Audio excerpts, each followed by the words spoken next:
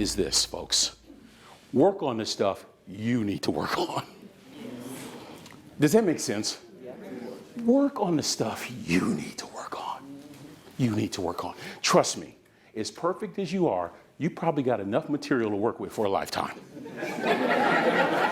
Am I being honest? So just work on what you need to work on. So I really like this one. I really like this one. Let me just hit a couple more. Let me recap. Oh, I'm sorry, Tech Floyd. Aristotle said, he said, no, Tech Floyd. Say it with confidence. You are what you repeatedly do. There you go. There you go. Come on. Come on.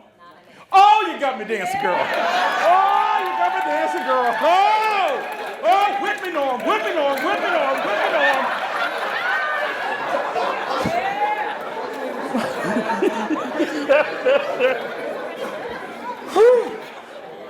Come on, Tech Floyd. Belief lifts your talent. Passion energizes your talent. Initiative activates. Focus directs. Preparation positions. Practice sharpens. Hey, would y'all take a couple more down? Perseverance sustains. Boy, that's good. You know what I just realized? I'm saving y'all $27.95. You don't even have to buy the book. Perseverance sustains your talent. This next one is tough, but I believe it's true. Courage tests your talent.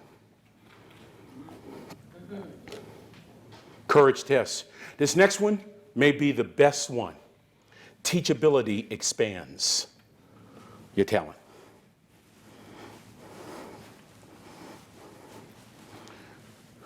Let me stop right there. You know why I love picking on folks like Tech Floyd? First of all, you can tell she's a good person. All y'all are. You can just tell that. I love coming here because it helps me make some points. If I can get Tech Floyd to grow just a little bit, she's going to be greater in the long run. That ought to be every one of our goals. Every morning I wake up thinking this: my biggest room needs to be my room for improvement. You might want to write that down. I love nuggets. Can I give you another one? Have you written that one down? Biggest room for improvement. Is there an echo down at this? It's like God is down over here somewhere. Sitting right next to you, Jan. I'm not going to pick on you. You don't have to be scared. She's looking at me like, oh God, the big Negro is just hovering over me.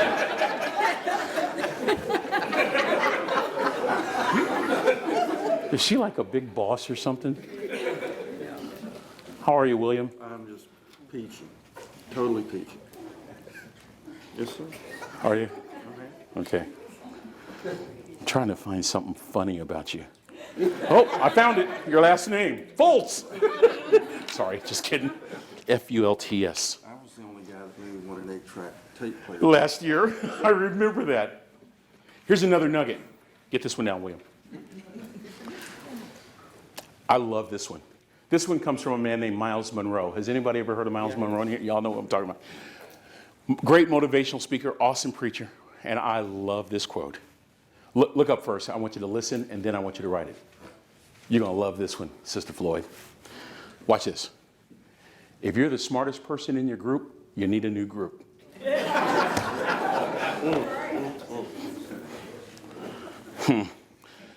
If you're the smartest person in your group, you need a new group. My business was going nowhere. The ministry side was really going someplace. But I realized that I was very good, but I wasn't great. This was about 10 years ago. Ministry, going great. Motivational speaking, going nowhere. All of a sudden, a gentleman came into my life that had 10 times the wisdom that I had, and we just began to soar. When you get around people with a greater capacity than you, guess what? Well, let me put it to you like this. How many of you work out? And of those of you that work out, how many of you have a workout partner? And does that workout partner stretch you? You better believe it. If you are going to the gym by yourself, guess what will happen on days when you don't feel? I said, guess what happens on days when you don't feel like working out? I said, guess what happens on days when you don't thank you. Thank you. Thank you. And so when you have somebody that's stretching you, that's pushing you, that's challenging you, that's encouraging you, that's why I really believe when I left here last year, with what y'all do, every one of you need somebody walking by your side that understands what you do to encourage you, to uplift you, to challenge you, to motivate you. Y'all really do. You know, I have a couple of pastor friends that are not impressed by my schedule, not impressed by all that other stuff, but they'll ask me questions like, are you seeing your wife? Are you dating your wife? Are you spending time with your children? They're stretching. If you're the smartest person in your group, you need a new group. You need somebody who's not impressed by you, somebody who's going to help grow you so that you'll be a lifelong learner. Are y'all hearing what I'm saying to you? These are things that great people talk about, think about, and it really launches me into what I've come to talk about. And that's, I believe, the 4 simple, very simple principles that move people from being very good to being great.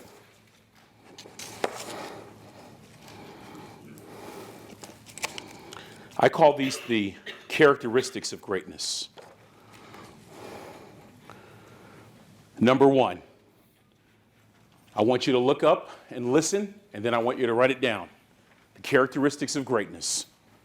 Number 1 comes from a man by the name of Dennis Kimbrough, professor, don't write yet, professor at Clark University in Atlanta, Georgia. Listen to this.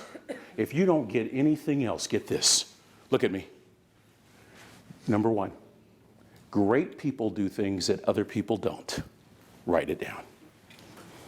So simple. Great people do things that other people don't.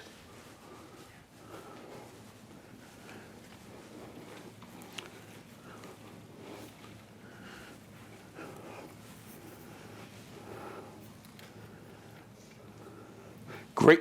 Can I give you just a couple of notions of what I mean?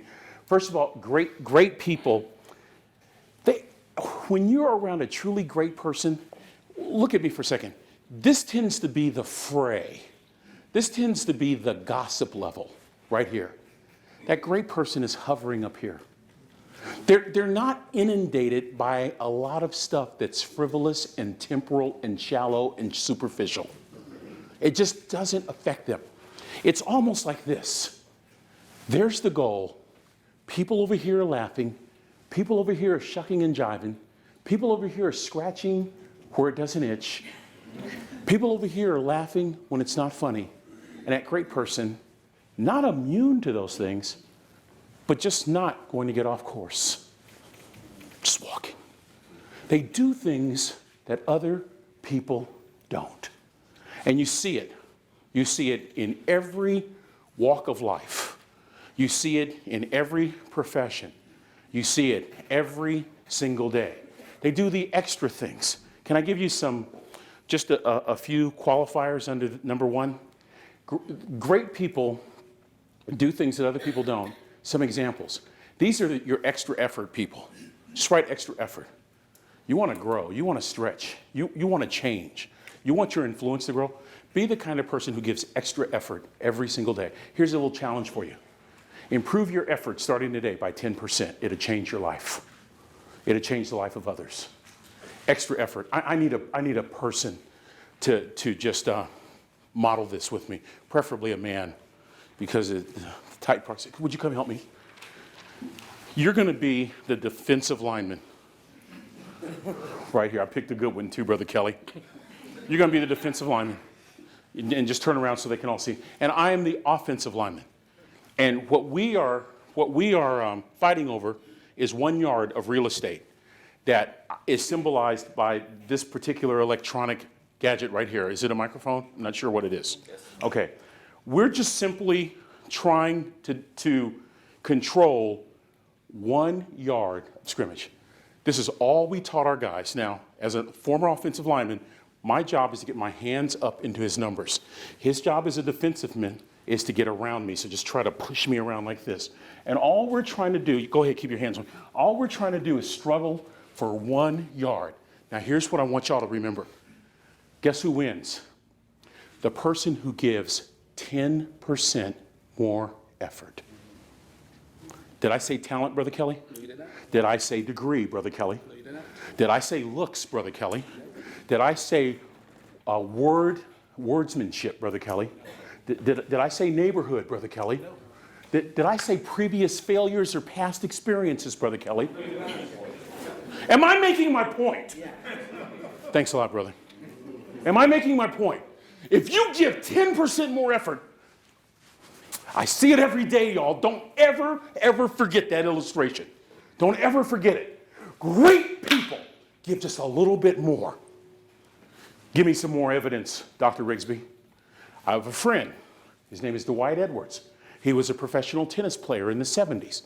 I asked Dwight, who was your greatest opponent? You are not going to believe who he said. I would have thought he would have said Jimmy Connors. Remember that name? I'd have thought he would have said Eli Nastasi. Remember that name? The original bad boy of tennis. Guess who he said? Nope. Bjorn freaking Borg. That's probably not his middle name, but you understand what I'm saying. Bjorn Borg. I go, you have got to be kidding me. You got to be kidding me. He says, Rick, let me tell you something. I want y'all to hear this, and I want you to remember me and Mr. Kelly's illustration. He said, Bjorn, please hear this. Say I'm listening. Bjorn had the fundamentals so down, he wore his opponents down. See, we tend to think this is the difference between great and good, when the reality is Mr. Kelly was right here, I'm right here, and whoever can exert extra effort for 10 more seconds wins the yard. Don't forget that, son, as you go through life. Don't forget that, young lady. Just be a little bit better than the competition. Just be a little bit tougher than the competition. Just have a little bit more tenacity. Just want the dispute resolved. Just a little bit more. Great people do things that other people don't. They hang in there just a little. I'm so glad I had a mother that hung in there. I'm so glad I had a daddy that didn't quit. Eviction notices on the front door, coming home, lights turned off in the middle of the night. But a mother and daddy that said, we're going to make it. Great people figure out a way to just get better and to stay walking. Boy, y'all better come get me. I feel like preaching this morning. I need to calm down a little bit. You know what, Norm? I don't know about y'all, but I'm firing my own self up. I'm not going to be able to sleep on the plane. Man, it's exciting, isn't it? I said it's exciting, isn't it, folks? It's exciting to realize that you have greatness residing inside of you. But just a few decisions. Let me back up and interrupt my own speech. You know what losing 80 pounds has taught me? That after a certain age, you're pretty much responsible for the way you look, the way you feel, the way you think, and what you do. And guess what it's based on? The decisions that you make every single day. And so I started thinking, isn't it interesting in college? They don't teach you critical thinking, and they don't teach you decision-making skills. Now, there's decision theory, but they don't teach you basic decision-making skills. And then I started thinking, here I have a PhD in communication. I ain't won an argument from my wife in 30 years. Think about it. Never took a class in listening. Never took a class in asking good questions. You're in the people business. Are there some areas there that you can work on every single day that will move being a very good professional to being a great professional? Great people do things that other people don't. Oh, how many of you are ready to hear from Tech Floyd? Anybody? I said, how many of you are ready to hear from Tech Floyd? No reading this time. You know what? Listen, here's the deal. Do you like money? Do you like money, Tech? Would you play along with me, please? Okay. Jeez. The $20 bill is right here. All you have to do is between now and the time I'm finished with this speech, whenever the Spirit hits you, stand up, say it without reading, 20 is yours. Is that a pretty good deal, y'all?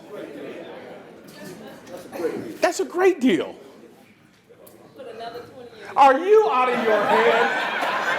Have you lost your mind? Girl, you're dealing with a hustler.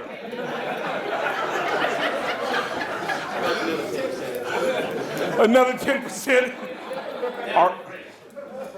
All right. I'll meet you halfway. 5. That's that new math. All right, that's 25. That's $25. All you got to do is stand up and say it. Do it. I've got 15 minutes left. Okay. She can do it, can't she?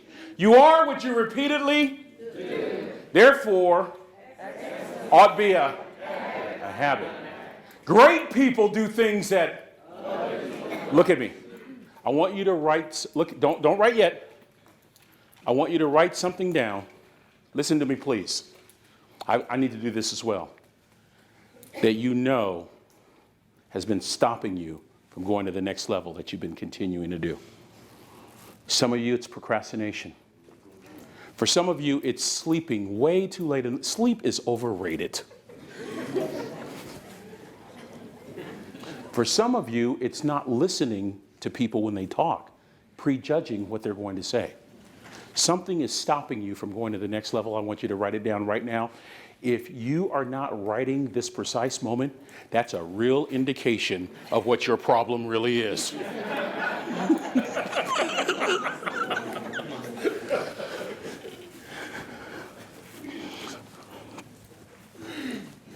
We're just about there, y'all.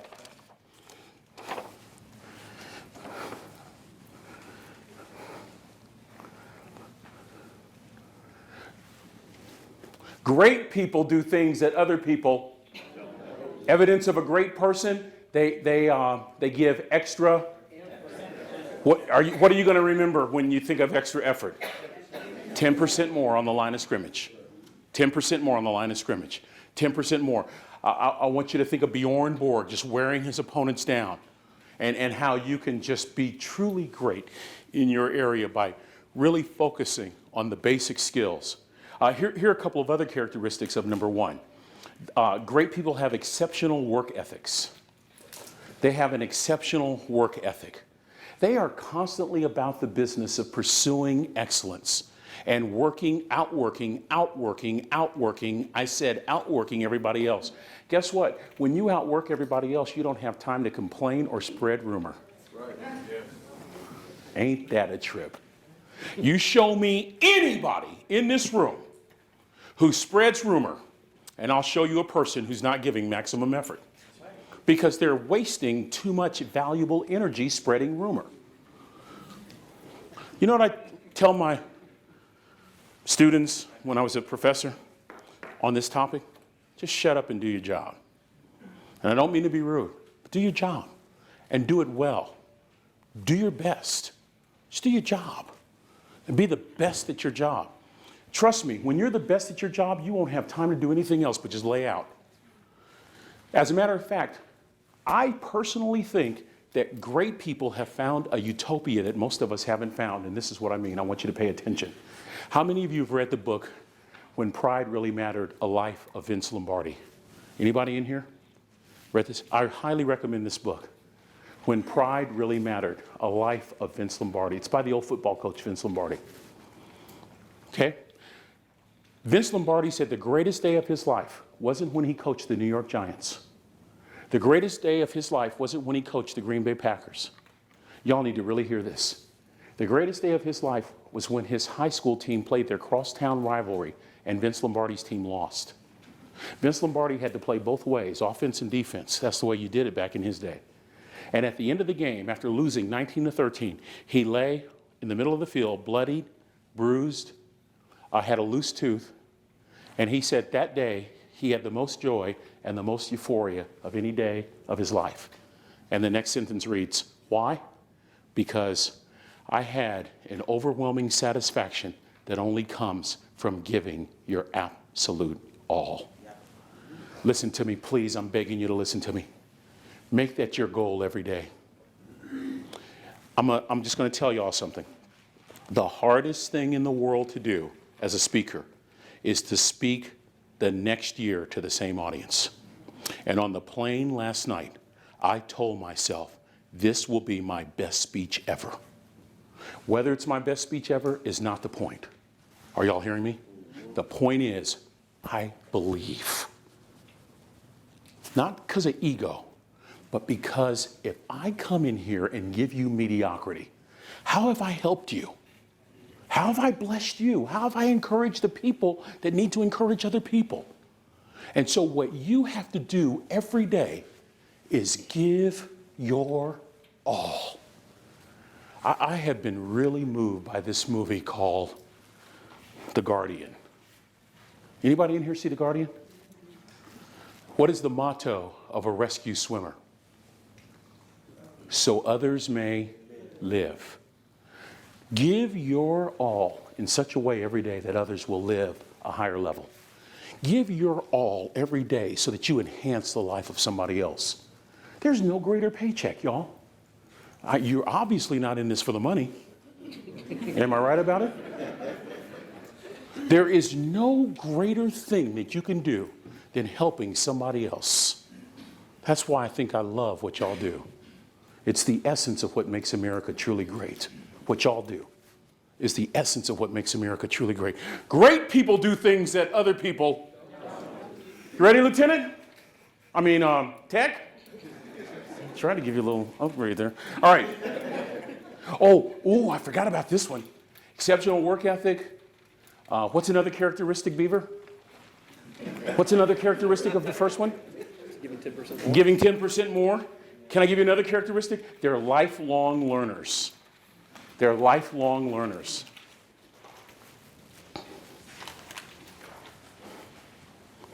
Lifelong learners. I like to read Harvard Business Review. Anybody in here like to read Harvard Business Review? It's an awesome magazine. Ma'am, by any chance, did you read the January, February issue this year? Okay. There's a great article that really underscores this whole notion of being lifelong learners. Harvard Business Review, how many managers in here? How many managers? Raise your hands. Supervisors, managers of any capacity. You're going to love this. There's an article, Harvard Business Review, January, February, where the staff wanted to see what the one variable was, if they could isolate it, that increased employee satisfaction and caused greater emotions on the part of employees. So they had 600 knowledge-based workers participate. Knowledge-based workers said, oh, that's easy. Recognition and incentives. Harvard Business Review said, that's good, but we're not sure. So they revealed this study in January and February, a longitudinal study for the last several years, where hundreds of knowledge-based employees wrote in a journal and ranked order what gave them the greatest satisfaction on the job and put them in the best emotional state. Here were the factors that they ranked ordered. Incentives, interpersonal communication, recognition, creating forward progress. See if I have another one here.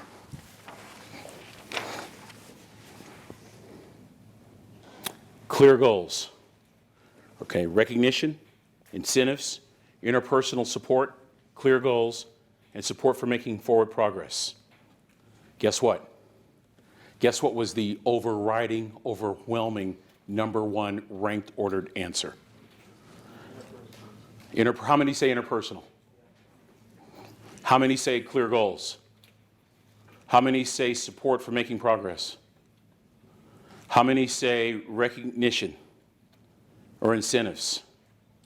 Who said support for making progress? You're right.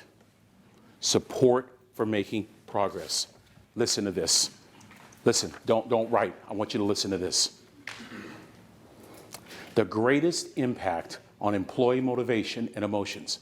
A sense that, watch this, look at me, a sense that forward progress is being achieved. Think about the model of Mr. Kelly and I trying to control the line of scrimmage. Who wins, Beaver? One who gives 10%. The one who gives 10% more effort. Stay with me. Stay with me. Because as a manager, listen to what Harvard Business Review concluded.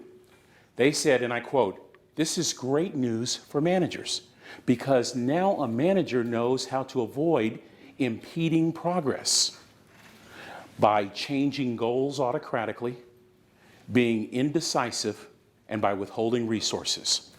They isolated 3 areas that stop forward progress: changing goals autocratically, being indecisive, and withholding resources. Would you like to write those down? Okay. Should I sum it up from the beginning? And let me give you the source again. HBR 2010, January and February, Harvard Business Review. Okay. What makes employees enthusiastic about work? Next line. Original research, or just put orig research, suggested recognition and incentives.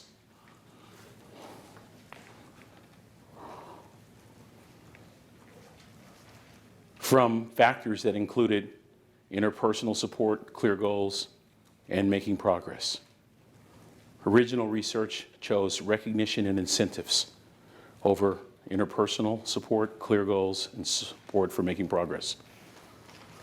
Harvard does its own study, longitudinal study, found that the greatest impact on employee motivation and emotions, a sense that forward progress is being achieved.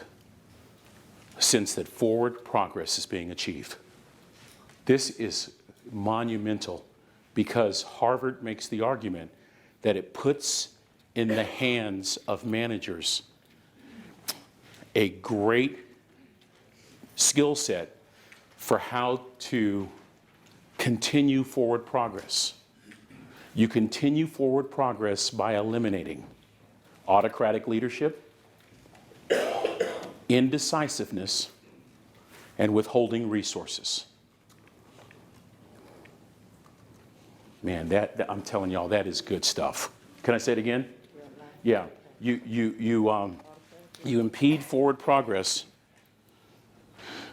when you change goals autocratically, when you're indecisive in your decisions, and when you withhold resources. And here was the conclusion. Listen to this.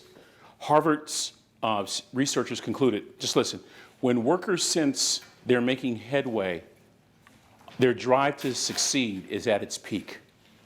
When workers sense that they are making headway, their drive to succeed is at its peak.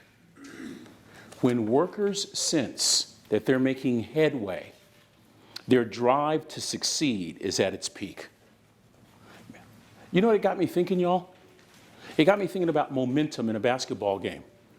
We just came out of the Final Four. It got me thinking about momentum. We're going into the NBA playoffs. It got me thinking about momentum. I could tell that, many of you could tell, that it was just going to be a good week for Phil Mickelson this week. Momentum. As a former football coach, 2 things would scare me from another opponent. Number 1, momentum. Number 2, desperation. I will fight toughness any day of the week, but I don't want to fight somebody desperate. Anybody know what I'm talking about? If you got a desperate friend, you know what I'm talking about. I don't want to deal with desperate. I can deal with tough because I might get a punch in, I might get a touchdown, I might get a basket, but desperate, I don't want to deal with desperate. Trust me when I tell you that Duke University's basketball team went into their locker room and got on their knees and thanked God after the Butler game. Anybody know what I'm talking about? Trust me when I tell you that. Even Coach Krzyzewski said, quote, "We didn't want it to go in overtime because we knew that Butler was desperate." Momentum is something, y'all. When you see a team with momentum, this is what it'll cause you to do. You'll come to the game like this. Trust me, I've done this so many times, Norm. You'll come to the game like this. Yeah, we're playing Florida. We're getting ready to kick some serious butt. We're getting ready to beat them. They get that momentum going, and you go just like this. Where's my bench? You want me to sit on that side with you, or you want me to sit over here? So, just think about that with me, Mr. Kelly. Momentum, forward progress. On a very personal note, very personal. When I binge for a couple days and I lose my momentum, it can be very easy for me to return back to my old way of living. Does anybody know what I'm talking about? I understand why 90% of the people, according to research, that lose weight regain it back. All you need is a couple days of binging, and you go, you know what? This hot water cornbread ain't so bad.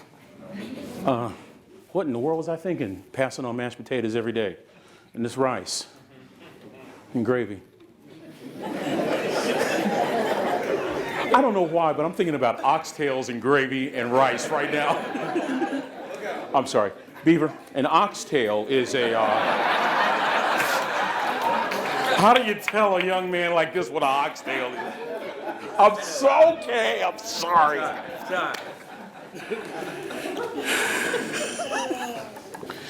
Don't lose your momentum. Y'all, don't lose your momentum. Don't lose your momentum.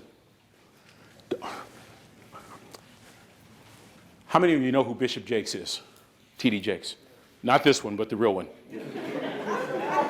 How many of you know who Bishop Eddie Long is? Great story. They're walking before a major event in Atlanta a couple years ago. The two of them are just strolling down a block. Lady comes up to them and cusses them out. You rob from the poor so that you can be rich. Cusses them out. They kept walking.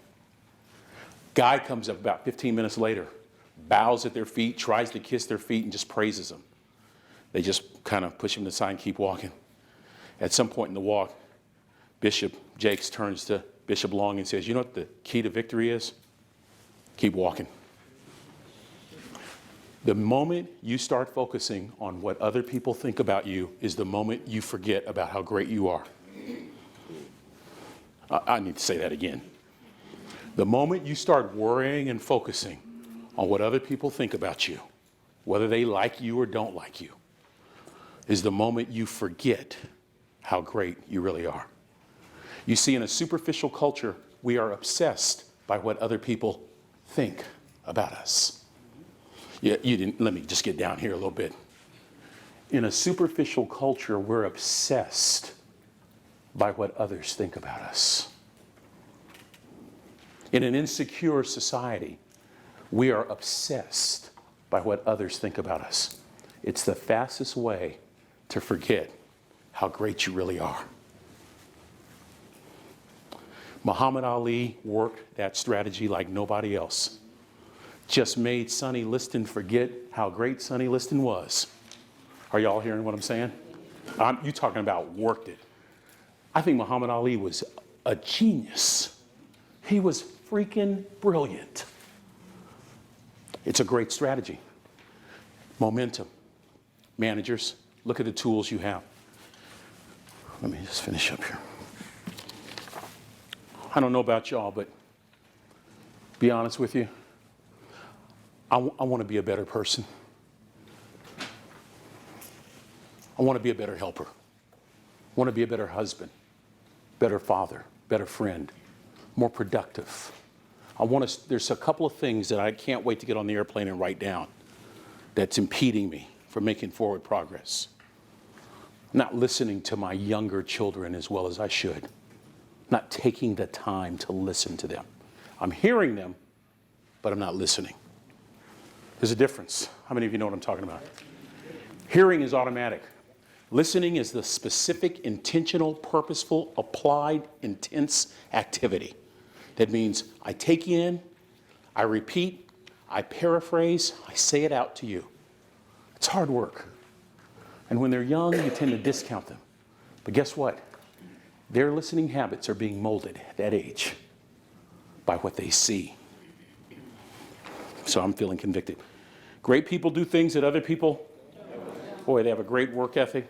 They give an extra effort. They have a relentless passion to be the best. They're lifelong learners. Even a group of managers coming for a worldwide conference, they learn how not to stop forward progress. Number two, great people expect success. They expect success. My mother said it best. If you think you can, son, or if you think you can't, you're right. That's a great line, by the way, y'all. If you think you can or if you think you can't, you're right. I'm only 54, and there are many of you in here that are much older and wiser than me. But one thing I've learned, there are plenty of people along life's way who just love telling you what you cannot do. Raise your hand if you've discovered them. They just are hell-bent on telling you what you can't do, what you can't accomplish, what you'll never become. Enough of listening to them. Enough. If you think you can, or if you think you can't, you're right. I remember telling people in 1978, I don't know how I got the job as a television reporter, but I remember telling people that one day I'm going to be the best television reporter in this Sacramento Valley. They laughed at me. 1985, Reporter of the Year, Northern California. I remember going to graduate school. Heck, my friends laughed at me because I barely got out of undergraduate school. I understand. They were graduating magna cum laude. I graduated thank you laude. Y'all know what I'm talking about? Anybody? Y'all know what I'm talking about, don't you? I was right there with that Chris Rock, that GED, that good enough degree, y'all know? And I remember going through graduate school and something just happened. Something just happened. When, you know, how many of you went back to school in your 30s or later in life? Y'all know what I'm talking about. Something just happened. And now you want to be there and you're learning. I remember graduating thinking, I'm not going to just be an average professor. I think I'm going to get that Professor of the Year. And I had a colleague tell me, most professors don't even get nominated. I won it twice. My acceptance speech, I want to thank my mother and my father. They put the idea in me that I could do anything. I wonder who I'm talking to this morning. That you can do anything. You're not too old. Don't worry about your talent or your lack of talent. Don't be limited by what you have or what you don't have. Mindset. I'm watching little Wes Welker, this tall, dominate the NFL. If the Dallas Cowboys were smart, they'd get that little Jordan Shipley kid. That's another Wes Welker. I see people all the time, no talent, but they're still in the NFL because they're doing things that other people don't. Are y'all hearing what I'm saying to you? Great people expect success. They expect more from themselves. They expect to be the best. You wake up expecting to be the best. Y'all, I'm expecting to be the best today. I'm expecting that. That's the least of what I'm expecting. Look at me for a second. May I dare say something to you? Enough of us don't expect enough from ourselves. Bar is here. Expect more from yourselves. You'll get it. Oh, you missed that one. Expect more from yourself. You'll get it. Expect less from yourself. You'll get it. You'll get it.